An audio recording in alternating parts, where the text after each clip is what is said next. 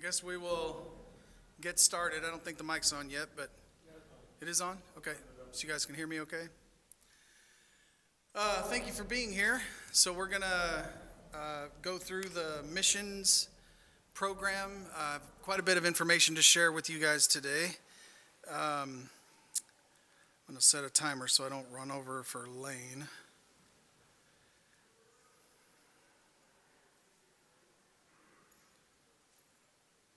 All right, so I'm going to talk to you guys about some of the missionaries we have in the field right now that we're supporting. We have several folks in different areas,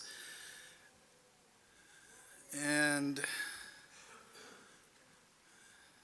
bear with me here while I get this figured out. So we're just going to talk about who the missionaries are. We're going to talk about some of their needs, and then I'm happy to field questions. So I'll try to pause to see if there's any questions along the way, but worst case scenario, at the end we'll have an opportunity for questions. And you can always grab me, even after the presentation, anytime, call me, email me, just grab me, Sunday or Wednesday. I'm happy to talk to you guys about what's going on. So we've got 5 different missionaries right now. James and Andrea, as we mentioned this morning, are in Berat, Albania.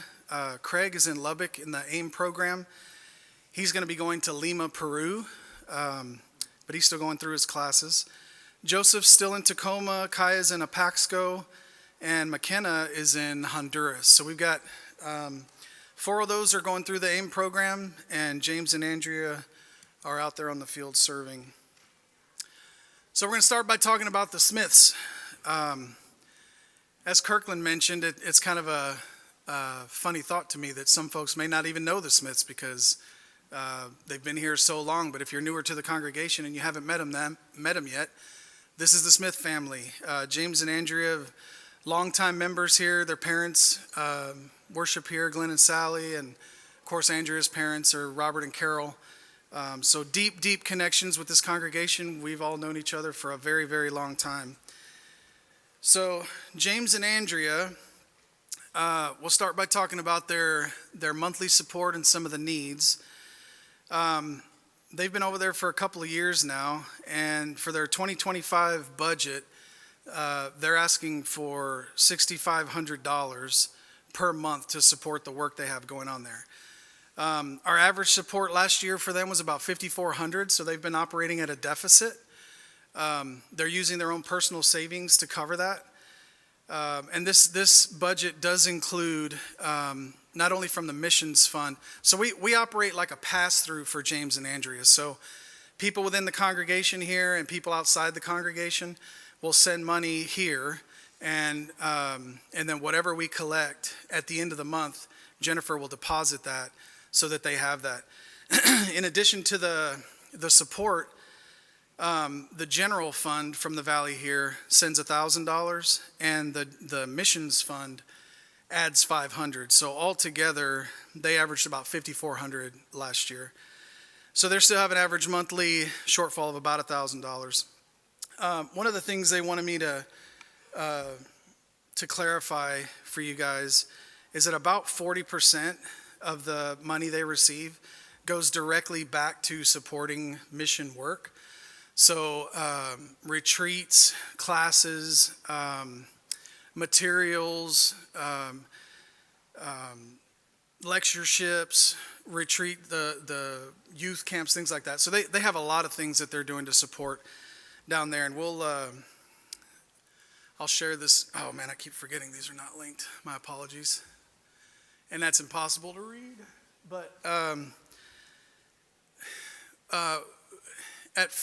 at face value, some of the numbers may seem a little bit high for the support that they need. This is just a list of various things that they have. But one of the things that they're experiencing, which I've run into in my own life as well, is they're in Albania, where there's a lot of things that are really inexpensive. The locals, when they pay rent, they're paying a fraction of what anyone like us would pay. Well, James and Andrea are Americans in Albania, so they're not getting the local Albania rates on their rent. They're getting the rich American rate on their rent. I ran into this multiple times traveling. I was in Mexico one time, and my mom wanted me to bring her back a blanket. And we're kind of downtown in the touristy area, and the blankets were $40 to $50. And I didn't want to carry one around, so I just waited. We rented a car and drove off to the other side of where the island was, and away from the beaten path. They were $5. So it's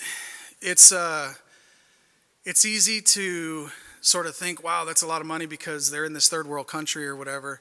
But they're not treated like locals. They're treated like Americans. Additionally, there's just a lot of things. I mean, you guys know in your own budgets, things add up really quick, right? I mean, between rent, utilities, food, gas, health insurance, they're taking language lessons.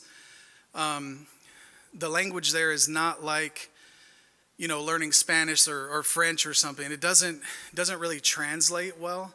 You have to just memorize how they do the language. And as Kirkland said, that's very difficult. It's very isolating. It's challenging for them. They are learning a lot. They're taking lessons. James told me, when they first showed up, he understood zero when he was interacting with people, but now he probably understands, 40% or more, 60% of what he hears.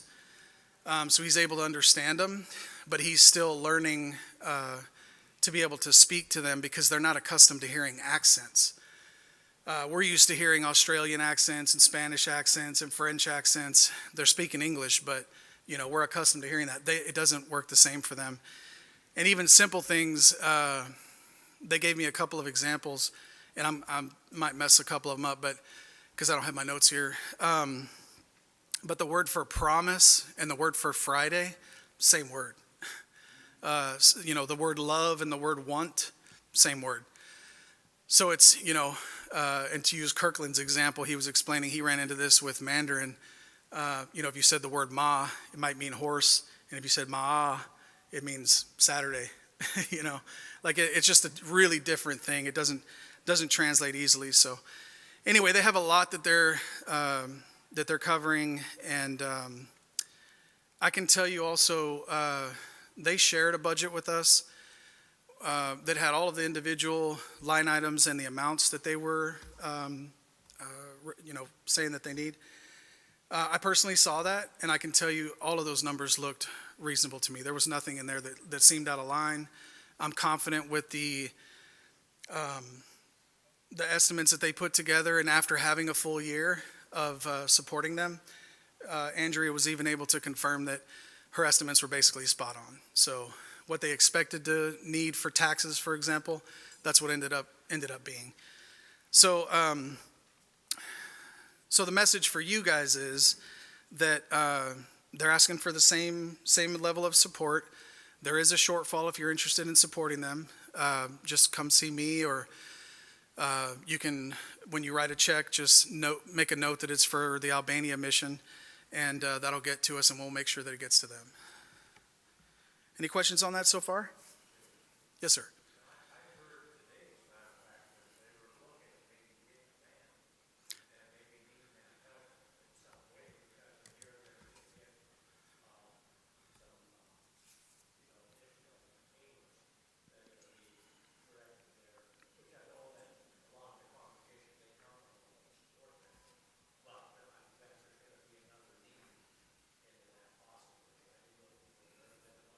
Yes, sir. Yeah, so Rocky's talking about needing support for a van. So they have some one-time needs that they're going to be looking for in 2025. And hopefully you can read that. But they're looking for about $1,900 to support the Barat Ladies Retreat. That's a retreat for the local Barat congregation, but it's held in an alternate location. They asked the Barat members to contribute half of that, so that they're not covering the whole expense, and the local body, they're putting some skin in the game. So they're covering half of that. And then as Rocky mentioned, they're looking for a van. They have an AIM team coming this year, and they're expecting that van to cost between $15,000 and $20,000. They're not expecting this congregation to raise that $15,000 to $20,000. They're going to be talking to multiple congregations. James and Andrea have a trip planned to come back to talk to supporters in different churches. But if there is whatever we can contribute, if there's any interest locally, then we're going to act as the single point of contact to collect those funds, and we'll send those over to them to help them purchase the van. They also are planning a furlough to come back to the States, as I was mentioning, in April, May of 25, and they're expecting that to cost between $8,000 and $10,000. The plane tickets are around $6,000, so a big chunk of that is just getting airline tickets to come back. So those are big numbers. I just want to reiterate, they're not expecting us to come up with that on our own. I'm just sharing the message that these are needs that they're seeing that they're going to have, and if any of you individually are interested in contributing to that, then of course we're happy to help you get those funds over to them. Any questions on that? Okay. One of the things that I wanted to take a minute to share with you guys is we use the word support a lot. I say the word support. We're gathering support. I'm guilty of this personally. I've always thought of supporting missionaries as donating money, right? Because that's what they need. They need financial support. What I have learned over the last several months from talking to James and Andrea and from hearing feedback from some of the folks in the AIM group, in the AIM program, they need a lot more than just our financial support. Like Kirkland said this morning, when somebody leaves here, it's one person going away, right? Or one family. It's easy for us to collectively remember that family and to miss them. But when these guys leave us, they've left everybody. They're missing everybody. So it's easy for me, I should say. It's easy for me to lose sight of that because they're, a little bit out of sight, out of mind. But they're over there doing a really tough work in a really tough place. But they're doing it to serve the Lord. They're doing it to strengthen the local congregation. They have goals that they're trying to achieve there by helping them grow, by establishing leaders.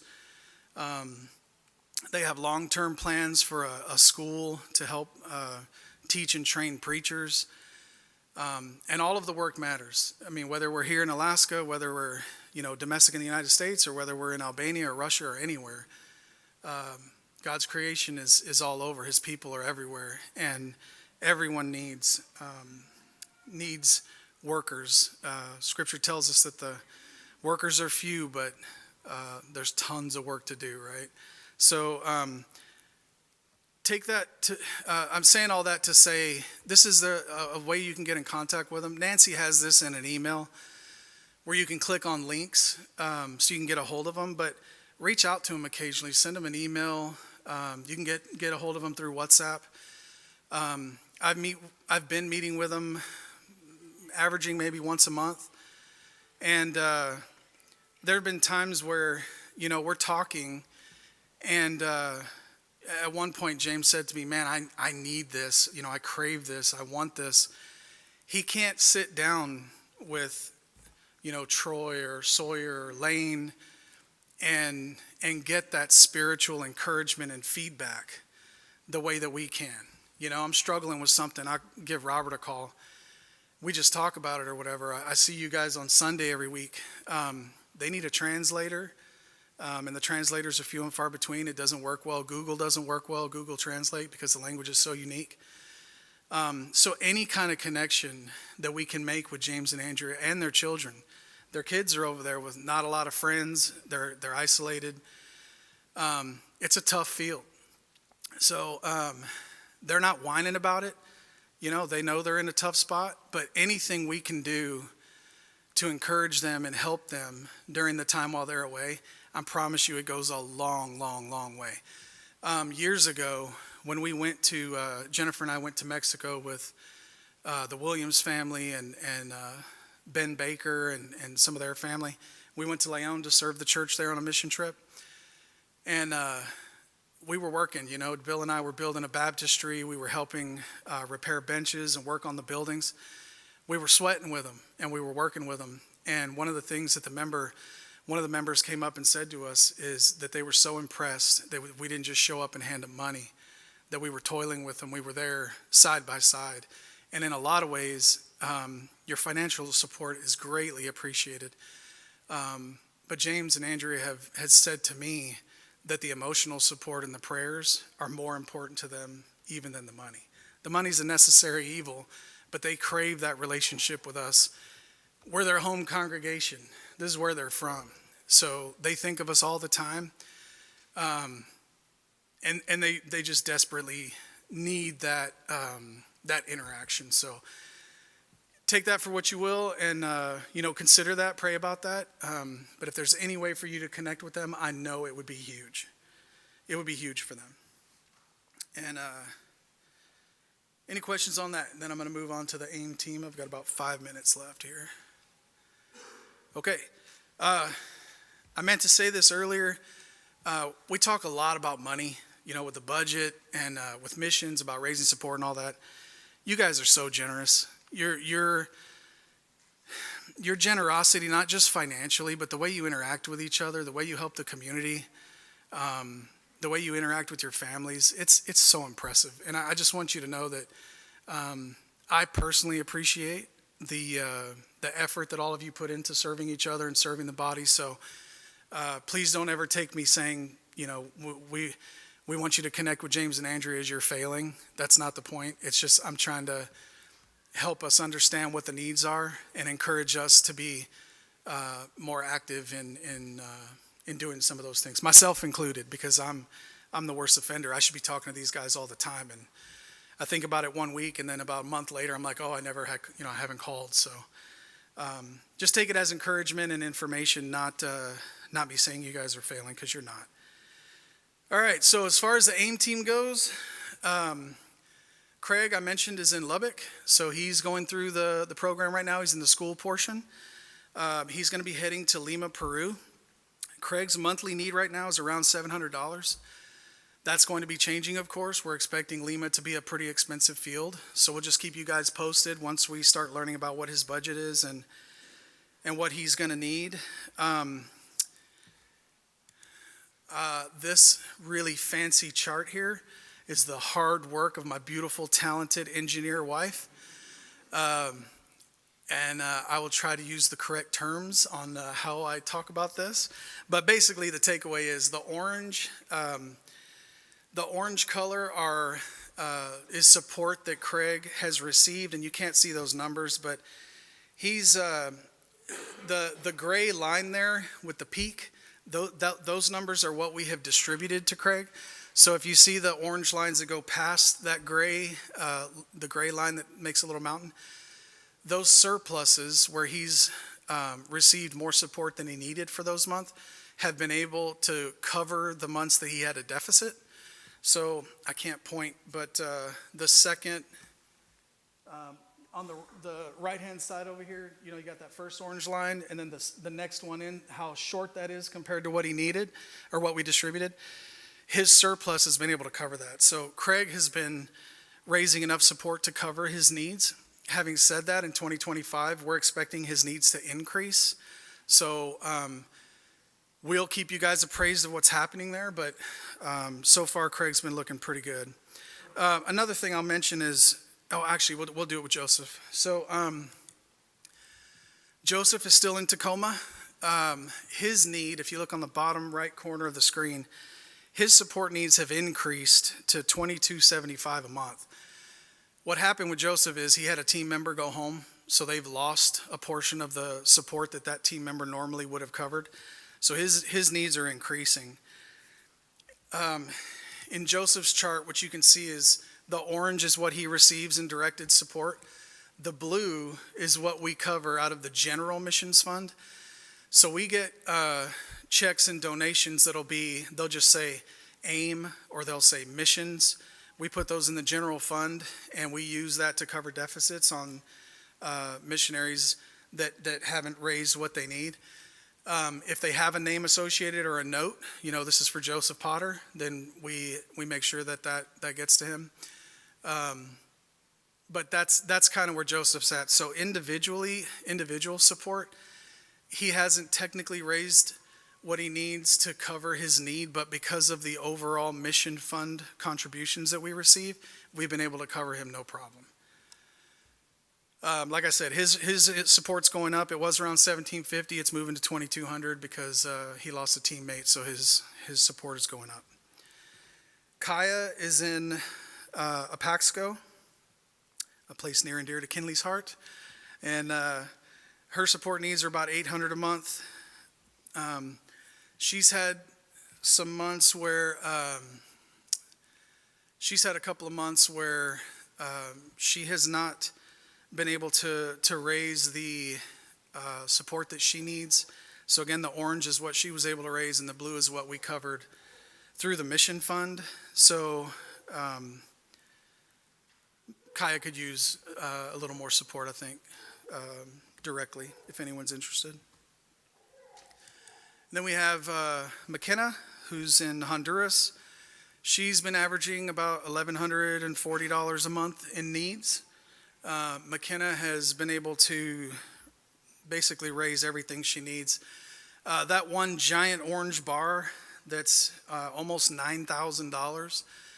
The Honduras field is a little bit unique in that they require the AIM students to come over with a chunk of money that's used kind of like an insurance policy. So if you're going to be a foreigner coming over there, they don't want to have to cover your medical bills if you get sick. So you got to come over with a pot of money that's basically designed to cover any expenses you incur, your trip out of there so you don't get stuck home. So that's kind of a big thing that she needed to show up with. If she doesn't use that, then she can use it to buy her tickets and come home and do something else. So, but that's the reason for that big peak right there. McKenna's been able to raise the support she needs, so she's been covering everything. Is that an immigration rule or Yeah, it's a Honduras rule. Yes, sir. So it's not the church that's charging? Correct. Yeah, it's a country rule. Yep, all of the AIM team had to do that because the country requires it. Good question. Again, I just want to reiterate, because I don't want to burn Lane's time, that these guys need a whole lot more than just financial support.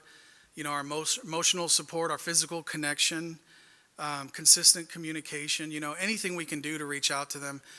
One of the feedback that I've gotten from the AIM team in particular, and my own daughter, when she was in AIM, was nobody ever responds to their newsletters. Nobody ever says anything. I didn't think I was supposed to. I thought she was sending me some information. I'm reading it, and okay, thank you for letting me know. I'm talking to her 3 days a week, right? On the phone when she's on the field. And I'd say, hey, what are you up to? Well, if you'd read my letter, Dad, you'd know what I'm doing. Do you not read my letters? I'm sending newsletters, okay, this is important to her, so I read every one, right? But I never have even thought that we're supposed to respond, and we've received that feedback from others where we send all these newsletters, but nobody ever says anything. Like, it's just crickets, right? So, respond once in a while, maybe shoot them an email. Excited to see this, thanks for sharing. I don't know. Love you, appreciate you. Thank you, Nancy. So all the newsletters are out here on the table if you want to pick those up, and they typically get distributed via email electronically as well. So just keep that in mind. So overall, cash flow for the missions, this is what each one of them is needing right now. Part of the reason their support needs change, the reason that those charts, those wonderful, beautiful charts my wife created, were not straight across, they're 1,000 every month, is because things change, things come up. They go on trips, Joseph breaks a cell phone, or, McKenna got sick, had to go to the hospital one time. Things happen, right, just in our own lives. So that's why the line's not straight. So we have sort of a baseline need to cover things like rent and the things we know about, but every month stuff comes up. So things change. So